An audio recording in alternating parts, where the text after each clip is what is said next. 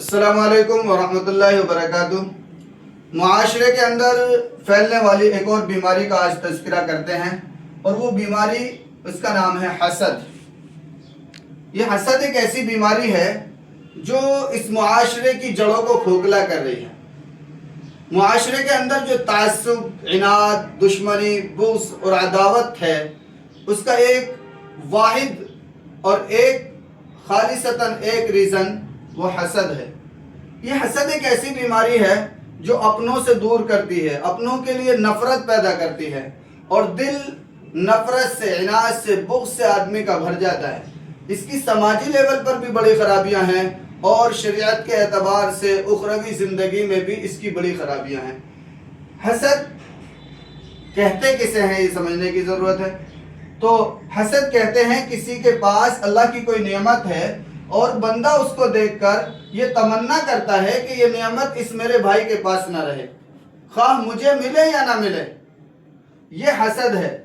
और अगर बंदा ये कहे कि मेरे भाई को अल्लाह ने दिया है, अल्लाह ये दौलत मुझे भी दे, तो ये हसद नहीं है, बल्कि एक तमन्ना है, एक आरज़ू है। हसद कहते हैं कि अल्लाह की तरफ से कोई नेमत मिली किसी भाई को और उस नेमत की बर्बादी की तमन्ना करना, ये हसद कहलाता है। और इसमें है कि हसद इंसान के सीने में कीना, बुग़्ज़, खोट का बीज बो देता है, जिससे इंसान के तमाम नेक आमाल तल्फ हो जाते हैं, चले जाते हैं, ज़ाय हो जाते हैं। अल्लाह के रसूल सल्लल्लाहु अलैहि वसल्लम ने फरमाया, अल हसदु युफ्सिदुल ईमान, कि हसद ईमान को खा जाता है, ख़त्म कर देता है, ख़राब कर देता है।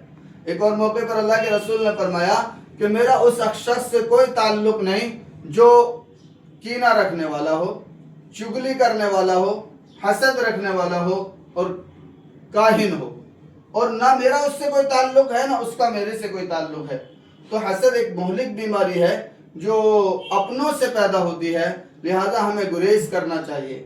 और हासिद जब हसद करने पर आमादा होता है तो अपने भाई की रफ़ातों को, बुलंदियों को, तरक्कियों को, अज़मतों को और उसकी खूबियों को, उसकी सलाहियतों को नज़रअंदाज कर देता है। और सबसे पहला हसद का जो पहला स्टेज होता है वो ये होता है कि आदमी अपने भाई से बदगुमान होता है। फिर दूसरा स्टेज ये होता है कि उसकी बुराइयां शुरू कर देता है।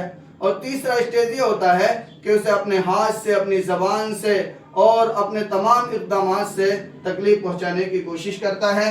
तो हमें कोशिश करनी चाहिए कि हम हसद की बीमारी से बाहर निकलें और अपने आप को, अपने सीने को, अपने दिलो दिमाग को दूसरों की नफ़रत और इनाद से पाक रखें।